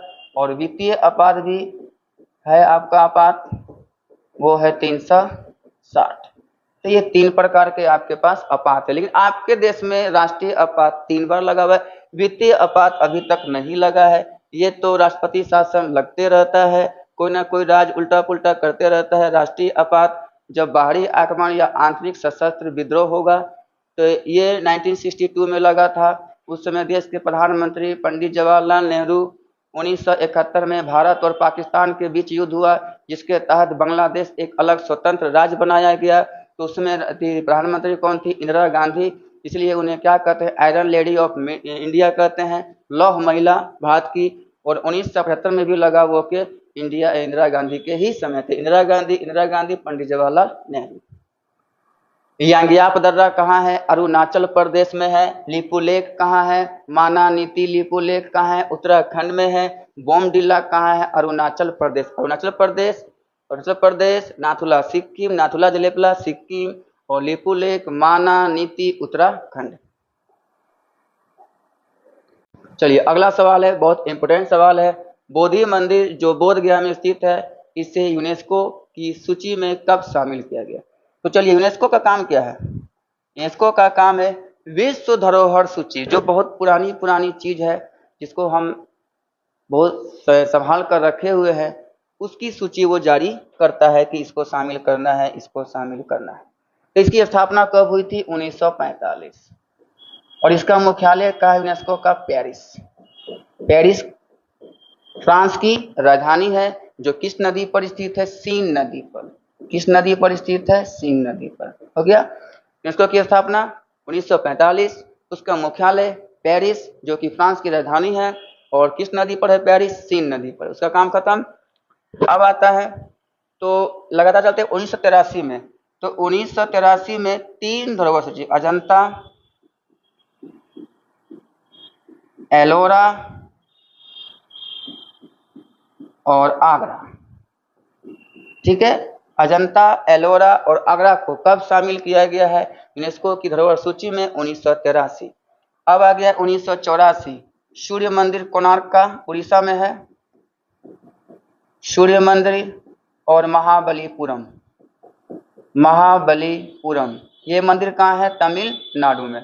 तो ये दोनों को कब शामिल किया गया? 1984। अब आ गया 1985। तो 1985 में शामिल किया गया काजीरंगा, मानस और केवलादेव। केवलादेव, ये केवलादेव रिजर्व है, राष्ट्रीय उद्यान है। मानस और काजीरंगा ये दोनों कहाँ है? असम में है, और ये कहाँ है? राजस्थान में। ठीक, राजस्थान में। तो 1983 में अजंता, एलोरा और आगरा को यूनेस्को में शामिल किया गया। 1980 में सूर्य मंदिर और महाबलीपुरम को शामिल किया गया। सूर्य मंदिर कहाँ है? उड़ीसा में है, महाबलीपुरम तमिलनाडु में, आगरा उत्तर प्रदेश, एलोरा महाराष्ट्र, ये भी महाराष्ट्र। और काजीरंगा मानस कहाँ है? असम में है। ठीक है, और केवलादेव कहाँ है? राजस्थान में है। इसको कब किया गया? 1985। तो सबसे आसान तरीका बोधि 2, बोधि 2, बोधि 2, याद हो गया 2002। तो क्या कहते हैं, बोधि मंदिर को कब शामिल किया गया? 2002 में। अच्छा, बोधि जो बोध गया मंदिर है, तो उसका एक वृक्ष है, उस वृक्ष को किसने कटाया था? शशांक ने कटाया था, इसको याद रखिएगा। अगला आपका सवाल है मृदा का अध्ययन। तो मृदा को क्या कहते हैं? मिट्टी कहा जाता है। तो मृदा का अध्ययन क्या कहलाता है? तो देखिए, पहले हम कहते हैं जेरेंटोलॉजी। जेरेंटोलॉजी क्या हो गया? वृद्धों का अध्ययन। आपका उम्र बढ़ रहा है, उसका अध्ययन के लिए क्या कहेंगे? जेरेंटोलॉजी। ठीक है, और कॉस्मोलॉजी क्या हो गया? बाह्य ग्रह, जितने भी पृथ्वी के बाहर है बाह्य ग्रह, तो बाह्य ग्रह का अध्ययन के लिए क्या करेंगे? कॉस्मोलॉजी। पेडोलॉजी है, तो पेडोलॉजी से में किसका अध्ययन करते हैं? मिट्टी का अध्ययन किया जाता है। और पोमोलॉजी में किसका अध्ययन? फल का। चलिए याद कर लेते हैं। तो मृदा का अध्ययन यानी मिट्टी का अध्ययन क्या कहलाता है? पेडोलॉजी। वृद्धों का अध्ययन क्या कहलाता है? जेरेंटोलॉजी। और बाह्य ग्रह का अध्ययन कॉस्मोलॉजी यानी ब्रह्मांड का अध्ययन। और फल का अध्ययन क्या कहलाता है? पोमोलॉजी कहलाता है। अब बताइए ऑन्कोलॉजी में किसका अध्ययन करते हैं? ऑन्कोलॉजी। तो ऑन्कोलॉजी में अध्ययन किया जाता है कैंसर का। कैंसर रोग का जो इलाज होता है बहुत ही हार्ड है, भगवान ना करे किसी को हो। ऑन्कोलॉजी में क्या हो गया? कैंसर। कैलोलॉजी में किसका अध्ययन करते हैं? कैलोलॉजी में सौंदर्य का अध्ययन करते हैं। सौंदर्य का अध्ययन कैलोलॉजी, इसको नोट कर लीजिएगा। अगला आपका सवाल है, देखिए हम प्रत्येक के बारे में बताएंगे, हम डिटेल। देखिए हंसते हंसते रहिए, उदास नहीं रहना है, पढ़िए मन से, एकदम कोई दिक्कत नहीं है, कोई टेंशन नहीं। बहुत सी एग्जाम है, बहुत सी वैकेंसी है और कम समय है, तो कोई दिक्कत नहीं। अगली फिर वैकेंसी आपकी आ ही रही है, तो तैयारी में लगे रहिए। तो निम्नलिखित में कौन सा एक अत्यधिक मीठा होता है? तो मीठा होने का सबसे बड़ा कारण क्या है? फ्रक्टोज। और शहद में क्या पाया जाए? शहद, जिसको हम लोग क्या कहते हैं? मध कहते हैं। हम लोग बिहार के भाषा में से क्या कहते हैं? मध। तो शहद में आपका फ्रक्टोज के कारण ये सबसे ज्यादा मीठा होता है। तो आंसर क्या आ जाएगा? फ्रक्टोज। अब चलते हैं लैक्टोज कहाँ मिलेगा? तो लैक्टोज दूध। दूध अगर मीठा लग रहा है तो लैक्टोज के कारण। माल्टोज क्या कहाँ मिलेगा? अनाज। अनाज अगर थोड़ा सा गेहूं चावल खा रहे हैं मीठा लग रहा है तो माल्टोज के कारण। और सुक्रोज गन्ना और चीनी। तो गन्ना और चीनी खा रहे हैं तो आपको मीठा लग रहा है, तो वो किसके कारण? सुक्रोज। बोलिए। तो दूध के लिए, दूध का सब आंसर क्या होगा? लैक्टोज से माना है। लैक्टोबेलेसिस, लैक्टोज सब मार चलना है। अनाज क्या हो गया? माल्टोज। सुक्रोज में क्या हो गया, सुक्रोज किसमें पाता है, गन्ना और चीनी, और फ्रुक्टोज क्या हो गया, शहद। तो सबसे ज्यादा मीठा शहद होता है इस चीज में, इसलिए क्या होगा इसका आंसर फ्रक्टोज। अगला सवाल है आपका, बहुत इंपॉर्टेंट चैप्टर है फिजिक्स। फिजिक्स एक ऐसा चैप्टर है कि जिसको आप याद नहीं कर सकते, रट लीजिएगा लेकिन भूलिए, अगर समझ लिए तो ये आप कभी भूल ही नहीं सकते हैं। आपका जीवन का जब अंत होगा तभी आप फिजिक्स को भूल जाइएगा, ठीक है। तो सूर्य का उगते या डूबते समय लाल दिखाई देना किसके कारण, तो जब भी लाल और रंग की बात करें, चाहे हमारा आकाश नीला क्यों दिखाई देता हो, चाहे हम ब्रह्मांड से पृथ्वी को देखते हैं तो पृथ्वी नीला क्यों दिखाई देता हो, या सूर्य उगते या डूबते समय लाल क्यों दिखाई देता है, तो जब भी इसका बात करें तो क्या मार देना है, प्रकाश का प्रकीर्णन। ये प्रकीर्णन क्या होता है, तो हमारे जो धूल कण है वायुमंडल में, क्या है, धूल कण है, जब प्रकाश की किरण पड़ती है तो ये जमीन में आपका जो है सूर्य के आपके सबसे ज्यादा जल है, और जल से प्रकाश रिफ्लेक्स होता है इसमें, और ये इसमें रिफ्लेक्स करके ये हमें देता है। तो इसलिए हमें पृथ्वी पर सबसे ज्यादा क्या है, जल है 71%, इसके कारण से हमें पृथ्वी नीला दिखाई देता है। तो सूर्य डूबते या उगते समय क्या दिखाई देता है, लाल। अब चलते हैं अपवर्तन। अपवर्तन के कारण क्या क्या होता है, ये प्रकाश की किरण अंदर घुस जाएगी। अब ये अपवर्तन कारण क्या होता है, सूर्य हल्का उठा हुआ डूबते समय दिखाई देगा, ठीक है, या पानी के गिलास में सिक्का रखे हुए वो हल्का उठा हुआ दिखाई देगा, या कभी मछली उछली मारते समय देखते होंगे पानी में बांस लगा के रखा हुआ है जाल वाला, तो वो हल्का टेढ़ा दिखाई देगा, या मछली जो है वास्तविक गहराई से हमेशा क्या होती है, ऊपर होती है, लगती है ऊपर, देखने में होती है वो नीचे, तो वास्तविक गहराई से ऊपर यानी हल्की उठी हुई दिखाई देती है, ये भी क्या हो जाएगा, अपवर्तन हो जाएगा। तो अपवर्तन क्या हो गया, वर्ण विक्षेपण क्या होता है, इसके कारण हमारा जो एक प्रिज्म से जब प्रकाश को गुजरते हैं, श्वेत प्रकाश गुजरते हैं, 7 रंगों में विभक्त हो जाती है, बैजानी हपी नाला, बैजानी हपी नाला। तो याद रखिएगा, बै जा नी ह पी ना ला। तो ये प्रिज्म से जब प्रकाश को गुजारा गया, श्वेत प्रकाश को, तो 7 रंगों में क्या हो गया, ये विभक्त हो गया, 7 रंगों में क्या हो गया, विभक्त। तो देखिए सबसे ज्यादा विचलित, विचलित का मतलब होता है हम भेजे थे सीधा चल गए टेढ़ा, तो सबसे ज्यादा विचलित कौन हो गया, बैगनी। सबसे ज्यादा अपवर्तनांक बैगनी, सबसे ज्यादा विक्षेपण बैगनी, और सबसे कम अपवर्तनांक लाल, सबसे कम विक्षेपण लाल, सबसे कम प्रकीर्णन लाल। तो सबसे सबसे क्या हो जाएगा, सबसे ज्यादा तरंग दैर्घ्य बोल देगा, तरंग दैर्घ्य सबसे ज्यादा हो जाएगा लाल, और तरंग दैर्घ्य सबसे कम हो जाएगा बैगनी, बाकी सब सबसे कम ये और सबसे ज्यादा ये। तो याद रखना है सिर्फ बस इसका यही याद रखना है, तरंग दैर्घ्य। तरंग दैर्घ्य सबसे ज्यादा किसका होगा, लाल, और सबसे कम किसका हो जाएगा, बैगनी का। तो ये हो गया सबसे ज्यादा और ये हो गया सबसे कम। अब बाकी सब बोलेगा सबसे अधिक विक्षेपण बैगनी, सबसे ज्यादा प्रकीर्णन बैगनी, सबसे ज्यादा अपवर्तनांक बैगनी, सबसे कम विक्षेपण लाल, सबसे कम अपवर्तनांक लाल, सबसे कम प्रकीर्णन लाल मार देंगे। तो ये हो गया, तो ये हो गया वर्ण विक्षेपण। अब आता है पूर्ण आंतरिक परावर्तन। ये एक धुंधला वाला काम करता है, इसी कारण से हमें हीरा चमकता है। तो हीरा हमें चमकता है किस कारण से, पूर्ण आंतरिक। इसमें क्या होता है, प्रकाश अंदर चली गई और पूरा फैल जाएगी अंदर, फिर जाके प्रकाश बाहर निकालेगी, इसे क्या कहते हैं, पूर्ण आंतरिक परावर्तन। और इसी के कारण से क्या बनता है, मरीचिका। मरीचिका को हम बोल सकते हैं कि लगेगा क्या कि पूरा बालू बालू बराबर है, लेकिन जब जाते हैं तो बालू ऊंचा नीचा टिल्ला की तरह बना हुआ है, या रोड पे चलते होंगे लगता है रोड पे पानी है, इसी को हम क्या कहते हैं, मरीचिका। जब जाते हैं तो पानी है ही नहीं। तो ये हो गया मरीचिका बनना। या कभी गिलास फूट गया होगा तो चटका हुआ दिखाई देगा, तो ये सब, तो गिलास का चटका दिखाई देना, गिलास का चटका हुआ दिखाई नहीं, फूटना इसको बोलते हैं चटका, चमकेगा वो। या रोड पे कभी शीशा उसा फूट गया तो दूर से ही चमकता है, वो भी आपका क्या हो गया, शीशा का चमकना, फूटा हुआ, लेकिन कौन फूटा हुआ चमकना, चमकना। तो ये सब क्या हो गया आपका, क्या हो गया, ये पूर्ण आंतरिक परावर्तन। चलिए तो बोलिए, सूर्य का उगते या डूबते समय लाल दिखाई देना प्रकीर्णन, अपतन कारण क्या हो गया, बांस टेढ़ा दिखाई देना, सिक्का हल्का उठा दिखाई देना, मछली वास्तविक गहराई से ऊपर दिखाई देना, सब क्या हो गया अपवर्तन। वर्ण विक्षेपण के कारण 7 रंगों में विभक्त हो जाता है। प्रकीर्णन, हीरा का चमकना, मचिका का दिखाई देना, ग्लास का चटका हुआ दिखाई देना, या शीशा फूट गया वो चमकता हुआ दिखाई देना। कभी कभी बाल आपका भी चमकेगा, वो भी पूर्ण आंतरिक परावर्तन। इसको नोट कर लीजिएगा। नेक्स्ट आपका सवाल है, कार में बैटरी में प्रयुक्त अम्ल कौन सा है? तो कार के बैटरी में प्रयुक्त अम्ल कौन सा है? आपका H2SO4। और ये इन्वर्टर जो आप घर में यूज करते हैं उसमें भी बैटरी में कौन सा दिया जाता है? सल्फ्यूरिक अम्ल। और हमारे पेट में खाना को यही पचाता है कौन है? हाइड्रोक्लोरिक अम्ल। तो हमारे पेट में कौन सा अम्ल अगर खाना बनाने में काम करता है तो वो कौन हो गया? हाइड्रो। ऐसे तो एंजाइम काम करता है, एंजाइम का काम है खाना को पचाना। अगला सवाल है, धोवन सोडा का सूत्र क्या होगा? धोवन का मतलब हो गया धोने वाला सोडा।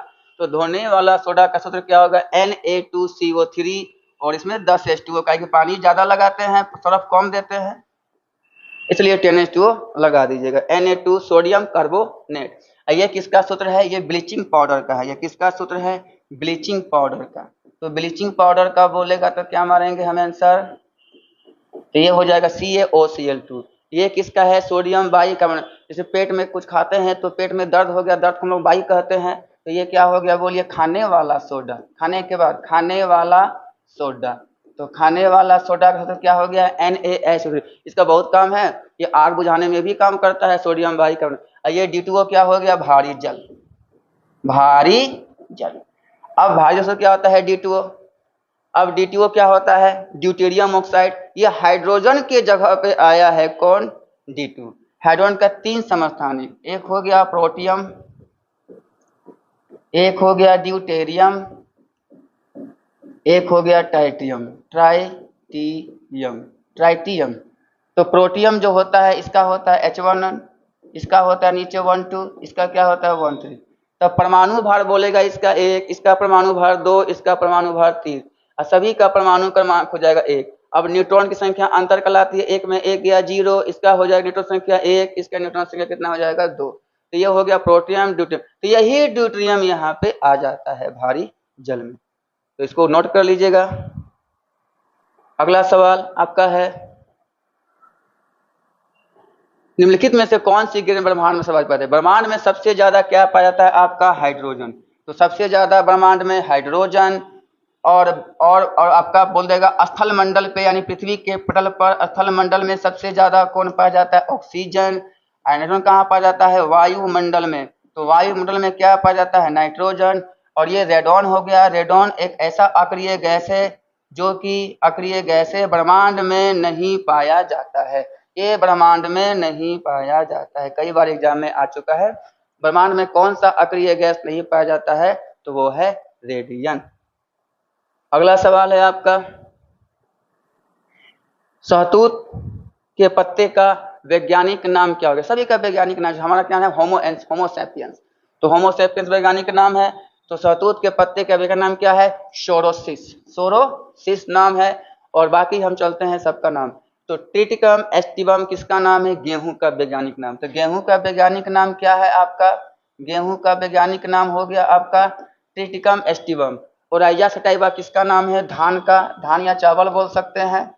और पैंथरा लियो किसका नाम है? शेर का। तो शेर का नाम क्या है? वैज्ञानिक नाम पैंथरा लियो। इसको नोट कर लीजिएगा। अगला सवाल है आपका, हेपेटाइटिस मानव शरीर के किस भाग को प्रभावित करता है? तो हेपेटाइटिस हमारे मानव शरीर को किस भाग को प्रभावित करता है? तो वो किसको करता है? यकृत को। मेनिंजाइटिस करता है मस्तिष्क को। ग्लूकोमा ट्रेकोमा जो बीमारी होता है वो आंख में होता है। ग्लूकोमा और ट्रेकोमा तो ये हमें आंख को करता है। और मेनिंजाइटिस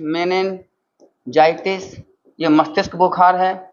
जाइटिस तो ये किसको करता है? मस्तिष्क को। फेफड़ा में अब टीबी हो गया, ट्यूबरकुलोसिस बीमारी हो गया, टीबी, खांसी, ये सब क्या हो जाएगा? फेफड़ा हो जाएगा।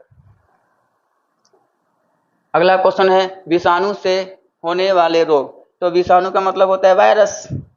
वायरस एक ऐसी है जो जीवित और मृत दोनों में पाई जाती है। तो वायरस से डेंगू भी आपका क्या होता है? वायरस से। हर्पिस भी क्या होता है, वायरस से, और रेबीज भी क्या होता है, वायरस से, कुत्ते के काटने से विषाणु होता है। इसका आंसर क्या हो जाएगा, इनमें से सभी इज द राइट आंसर। अगला सवाल है, मनुष्य मनुष्य द्वारा सबसे पहले पाला गया पालतू जानवर कौन सा। सबसे पहले हम लोगों ने क्या पाला था, वो है कुत्ता। तो इसका आंसर क्या हो जाएगा, कुत्ता। ठीक है। और सबसे पहले हमने कौन सा औजार का प्रयोग किया था, तो वो औजार का नाम क्या है, कुल्हाड़ी। तो सबसे पहले औजार क्या बोलेगा, कुल्हाड़ी। और सबसे पहले कौन सी धातु का प्रयोग किया था, तो वो है कौन, तांबा। ठीक है। तो मनुष्य के द्वारा सबसे पहले उपयोग किया जाने वाला धातु तांबा, मनुष्य के द्वारा सबसे पहले प्रयोग करना औजार कुल्हाड़ी, और मनुष्य के द्वारा सबसे पहले बनाया गया पालतू जानवर, तो वो क्या है, कुत्ता। अगला सवाल है, बुद्ध के उपदेश। तो गौतम बुद्ध को क्या कहता है, लाइट ऑफ एशिया। तो लाइट ऑफ एशिया का प्रकाश पुंज। तो लाइट ऑफ एशिया के नाम से किसे जानते हैं, गौतम बुद्ध को, लाइट ऑफ एशिया। तो लाइट ऑफ एशिया किसको बोलते हैं, गौतम बुद्ध को बोला जाता है। तो कहता है उपदेश, सबसे आसान तरीका शुद्ध कर दिए उपदेश। हमारे घर में बुजुर्ग भी होते हैं, वो शुद्ध कर देते हैं उपदेश, बेटा ऐसे करना, ऐसे करना, वैसे करना। तो उपदेश सूत्र के, तो याद रखिएगा सूत्र पिटक। उपदेश क्या हो जाएगा, सूत्र पिटक। विनय, विनय में नौ लिखा हुआ है। नियम, नियम कायदा कैसे पालन करना है, तो नियम कायदा किसमें है आपका, विनय पिटक। अभिधम पिटक, धम का मतलब भी होता है झंडा। तो इसमें क्या है, दर्शन के बारे में बताया गया है, दार्शनिक बातें। दर्शन मतलब क्या होता है, दार्शनिक का मतलब क्या होता है, कुछ देख देख के हम बताते हैं, तो ये दार्शनिक जीवन के बारे में बताया गया, अभिधम पिटक। और जातक में क्या है, गौतम बुद्ध के पूर्व जन्म यानी पहले जन्म की जितनी भी घटनाएं हैं, तो पूर्व जन्म की घटनाएं किसमें लिखा हुआ है, तो वो है जातक। ठीक है। तो बोले सूत्र पिटक में क्या लिखा हुआ है, उपदेश। विनय पिटक में क्या है, नियम। इसमें क्या है, दार्शनिक बातें लिखा हुआ है, आध्यात्मिक बातें लिखा हुआ है। और ये क्या हो गया, पूर्व जन्म की घटनाएं हो गया। तो लाइट ऑफ एशिया किसे कहते हैं, गौतम बुद्ध को कहा जाता है। अगला आपका सवाल है, महमूद गजनी द्वारा सोमनाथ मंदिर पर आक्रमण कब किया था। तो महमूद गजनवी के द्वारा जो सोमनाथ मंदिर है वो कहाँ है, आपके गुजरात में है, शिव का मंदिर है। तो इसका आक्रमण कब हुआ था, 1025। अब बाकी सभी डेट के बारे में 10 अप्रैल में किया गया था।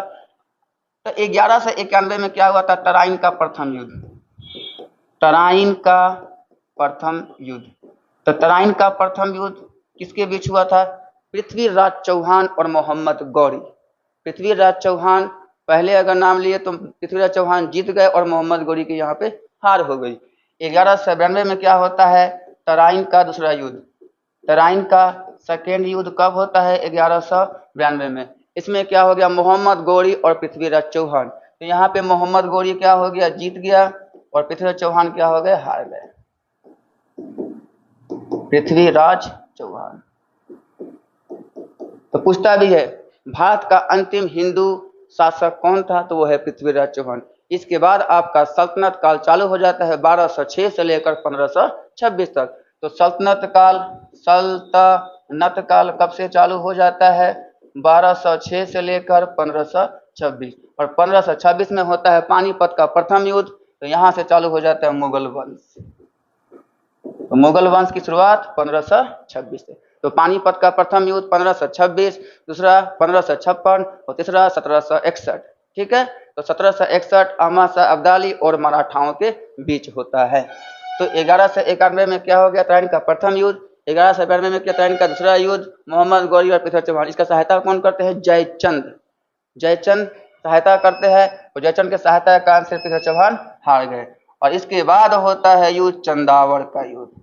तो चंदावड़ का युद्ध कब होता है, 1194। और यहाँ पे जयचंद की भी हत्या कर दी जाती है और समाप्त हो जाता है, और चालू हो जाता है सल्तनत काल 1206। और पहला शासक हो जाता है गुलाम वंश कुतुबुद्दीन ऐबक। तो गुलाम वंश का प्रथम शासक कुतुबुद्दीन ऐबक। अब आता है लोहे में जंग लगने से बचने के लिए किसका प्रयोग करते हैं। तो लोहे में जंग लगने से बचने के लिए प्रयोग किसका करते हैं, जस्ता, जेडन। तो जस्ता को ही क्या कहते हैं, जस्तीकरण। जस्तीकरण, इसे क्या कहा जाता है, जस्तीकरण। और लोहे में जंग लगने से क्या होता है, लोहे का भार बढ़ जाता है। लोहे का भार बढ़ जाता है, और लोहे में जंग लगना एक प्रकार का रासायनिक परिवर्तन होता है। तो रासायनिक परिवर्तन क्या होता है, जो पुनः वापस न आ सके उसे हम रासायनिक परिवर्तन कहते हैं। और भौतिक परिवर्तन जो पुनः वापस आ जा सके, जैसे बर्फ का पिघलना। बर्फ पिघल के पानी होगा, फिर पानी को जमाएंगे तो बर्फ होगा। तो पुनः कोई चीज वापस आ जाए तो वो भौतिक परिवर्तन, और जो वापस नहीं आए उसे हम क्या कहते हैं, रासायनिक परिवर्तन। और लोहा में जंग किसके कारण से होता है, ऑक्सीजन और नमी के कारण। ऑक्सीजन और नमी कारण, यानी कि अगर हवा भी चल रही है, गुमस टाइप का मौसम है, तो उसमें जंग लगने की संभावना है, यानी ऑक्सीकरण भी हो जाता है। सल्फर, अब सल्फर क्या होता है, जो भी आपको गंध आता है, लहसुन प्याज में गंध आता है, किसके कारण, सल्फर के कारण। या आपका एलपीजी गैस सिलेंडर में गंध आती है, लीकेज को पता करने के लिए ही सल्फर का ये मिलाया जाता है, मिथाइल मरकप्टेन मिलाया जाता है, वो सल्फर का यौगिक है, सल्फर का यौगिक है, जिसके कारण से वो जब लीकेज करता है तो आपको गंध आती है, तो उसमें भी क्या है, सल्फर का यौगिक है। ये CaSO4 2H2O क्या है, ये जिप्सम है, ये क्या है, जिप्सम है। तो जिप्सम का सूत्र क्या हो गया, CaSO4 2H2O। तो इसका प्रयोग कहाँ करते हैं कि आप जब घर बनाते हैं तो आपका जो सीमेंट है उसको जल्द न जमे, उसके लिए मिलाते हैं CaSO4 2H2O। तो न जमने के लिए, जल्दी न जमने के लिए क्या मिलाया जाता है, जिप्सम मिलाया जाता है। इसको नोट कर लीजिएगा, बातें को ध्यान से सुनिएगा, अच्छा से सुनिएगा। जरूरी नहीं है कि जो ये आप ये क्वेश्चन देख रहे हैं एक ही क्वेश्चन बताए, हम बहुत क्वेश्चन बता चुके हैं। अगर ये 50 होगा तो मेरे अंदाज से हम बोले होंगे कम से कम 200-300 क्वेश्चन। तो अच्छा से सुनिएगा, 2 बार 3 बार सुनिएगा। सरदार सरोवर बांध किस नदी पर है, तो सरदार सरोवर बांध किस नदी पर, पहले तो इसका आंसर दे देते हैं, किस नदी पर है, नर्मदा नदी पर। और एक बांध है जिसका नाम है ओंकेश्वर, ओंकेश्वर। तो ओंकेश्वर बांध भी किस नदी पर है। तो अब होता है कि पृथ्वी जो है मिट्टी को बचाने के लिए हम किसका काम करते हैं, तो ज्यादातर हम वृक्षारोपण का काम करते हैं, और किसी शहर को या पानी को रोकना है उसके लिए हम बांध बनाते हैं, ठीक है। तो सरदार सरोवर बांध किस नदी पर है, तो नर्मदा नदी पर है। कृष्णा पे कौन है, अलमाटी बांध, अलमाटी बांध किस नदी पर है, कृष्णा नदी पर है। और नागार्जुन, नागार्जुन बांध किस नदी पर है, तो वो भी आपका कृष्णा नदी पर। लेकिन नागार्जुन के बारे में याद रखिएगा, अभी तेलंगाना मारिएगा, क्योंकि बहुत आप याद किए होंगे आंध्र प्रदेश, तो अभी ये क्या हो गया, तेलंगाना हो गया। और स्वर्ण रेखा, जमशेदपुर जो आपका झारखंड में है, तो जमशेदपुर किस नदी के तट पर है, स्वर्ण रेखा। और भाखड़ा नांगल एक बांध है, भाखड़ा नांगल बांध, वो किस नदी पर है, तो वो है सतलज नदी पर है। तो क्लियर हुआ, अलमाटी बांध कृष्णा नदी, नागार्जुन बांध कृष्णा नदी, लेकिन नागार्जुन तेलंगाना हो गया। और नर्मदा नदी को क्या कहा जाता है, गुजरात की जीवन रेखा। तो गुजरात की जीवन रेखा किसे कहते हैं, नर्मदा नदी को, इसको नोट कर लीजिएगा। तो अगला सवाल है, बांग्लादेश में गंगा नदी को किस नाम से जानते हैं। तो बांग्लादेश में गंगा नदी को किस नाम से जानते हैं, तो उसे किस नाम से पुकारते हैं, पद्मा के नाम से पुकारते हैं। और यमुना के नाम से, यमुना नहीं जमुना के नाम से किसे पुकारते हैं, ब्रह्मपुत्र को। तो ब्रह्मपुत्र नदी को बांग्लादेश में किस नाम से पुकारते हैं, जमुना के नाम से पुकारते हैं। और गंगा को क्या कहते हैं, पद्मा। अब दोनों के मिलन को क्या कहा जाता है, दोनों मिलन को क्या कहता है, मेघना कहा जाता है। और यमुना क्या है, गंगा की सबसे लंबी सहायक नदी। तो गंगा की सबसे लंबी सहायक नदी यमुना। और यमुना आपका सहायक का क्या मतलब है, कोई भी नदी जा रही है इसके साथ कोई आके सट गया, ये सब क्या हो गया, सहायक नदी हो गया। इसको देख लीजिएगा।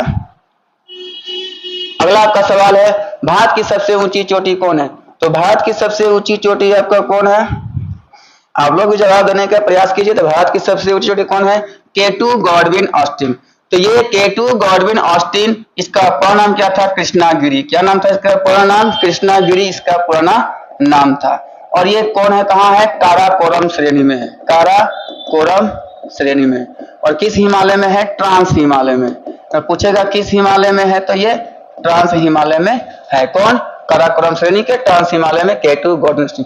लेकिन अगर भारत की जमीन में बोलेगा तो वो कौन है, कंचनजंगा, जो कि भारत और नेपाल के बॉर्डर सीमा पे है, ठीक है, कंचनजंगा।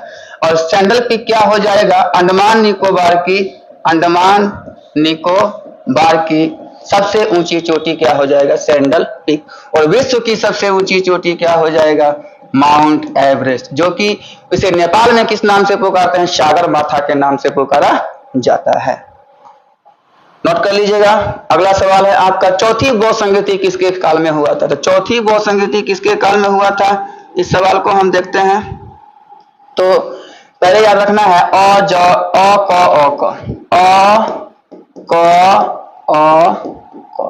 अ से हो गया अजात शत्रु, क से हो गया काला शोक, अ से हो गया अशोक और क से हो गया कनिष्क।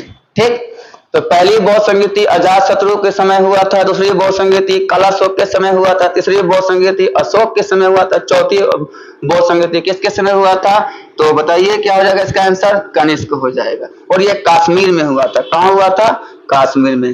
पहला वाला कहाँ हुआ था? पहला वाला हुआ था राजगिरी। पहला वाला कहाँ हुआ था? राजगिरी। दूसरा वाला कहाँ हुआ था? वैशाली। तीसरा वाला कहाँ हुआ था? पाटलिपुत्र पटना। और चौथा वाला कहाँ हुआ था? कश्मीर कुंडलवन। कुंडलवन कश्मीर। तो ये चारों का शासक है, उसमें शासक किसका था और ये कहाँ का हुआ था ये हमने बता दिया। बौद्ध संगीति का मतलब मिलन। अगला सवाल है मिलान कौन सा गलत है? तो मिलान इसमें कौन सा गलत है वो हमको देखना है। तो टेबल सॉल्ट, जो हम कहीं जाते हैं रेस्टोरेंट पे खाने के लिए तो टेबल में एक नमक देता है, उसे हम कहते हैं टेबल सॉल्ट, जिसे घर में हम लोग नून कहते हैं या नीमक कहते हैं, नमक कहते हैं। ठीक है, हम लोग अपनी भाषा में नून नमक या नीमक जो भी कहते हैं, बिहार है तो सब कुछ चलेगा। तो टेबल सॉल्ट किसे बोलते हैं? NaCl, सोडियम क्लोराइड को क्या कहा जाता है? Table salt. ब्लीचिंग पाउडर का क्या होता है? CaOCl2, ये भी सही है। अम्लराज, इसी में सोना घुल जाता है, तो ये है HNO3 + 3Cl। याद रखिएगा, ये 3 दिख रखिएगा। तो HNO3 + 3Cl को क्या कहते हैं? अम्लराज। इसी में सोना जो है, जो काम करता है सोना वाला उसमें डालता है, उसी गंदगी साफ कर देता है।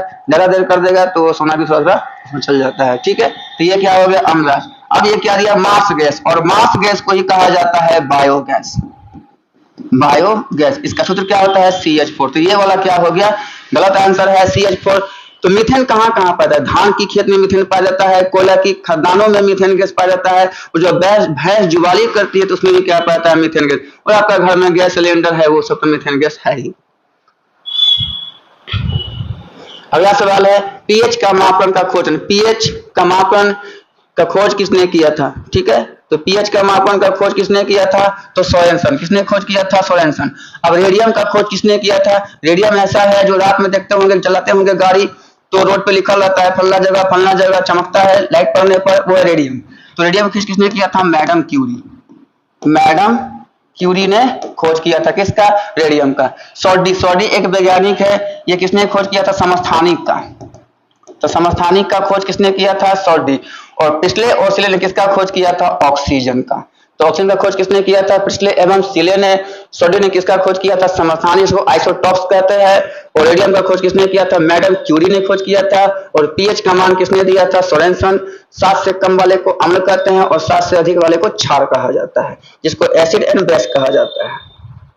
नेक्स्ट सवाल है मिलान इसमें कौन सा सही है? तो यह है थर्मोप्लास्टिक, जो कि ये बहुत ही प्रदूषण, मिट्टी के प्रदूषण के लिए बहुत ही हानिकारक है।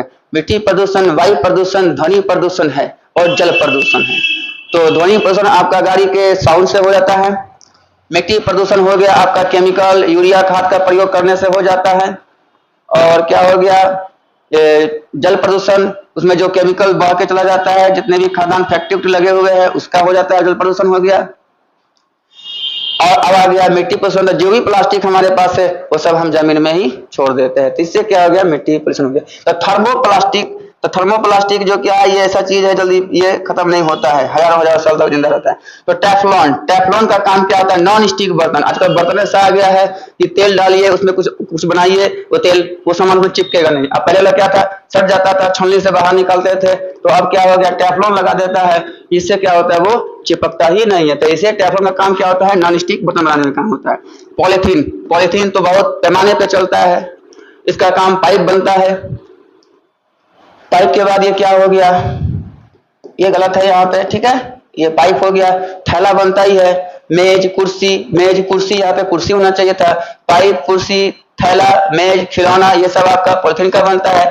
ल्यूसाइट एक प्रकार का थर्मोप्लास्टिक है, इससे कंटैक्ट लेंस बनता है। क्या बनता है? कंटैक्ट लेंस, यानी लेंस जो बनता है, उत्तल लेंस, आउटर लेंस, बाइनोफोकल लेंस, जितने से लेंस है चश्मा में प्रयोग करते हैं, वो आपका ल्यूसाइट एक आपका थर्मोप्लास्टिक है, उससे बना जाता है। तो ये क्या है? सभी के सभी सत्य है। ठीक है, तो ज्यादा इंपोर्टेंट क्या है? टेफ्लॉन, नॉन स्टिक, पॉलिथीन तो लगभग सब कोई जानता है, ल्यूसाइट, कंटैक्ट लेंस के बारे में। अगला आपका क्वेश्चन है, और आपका क्लास आज खत्म हो गया। हम आशा करते हैं कि आपको अच्छा लगा होगा और इसको अच्छा से देखिएगा। नहीं समझ में आएगा फिर देखिएगा, ये बहुत काम आएगा आपको आगामी एग्जाम के लिए। तब तक के लिए खुश रहिए, धन्यवाद।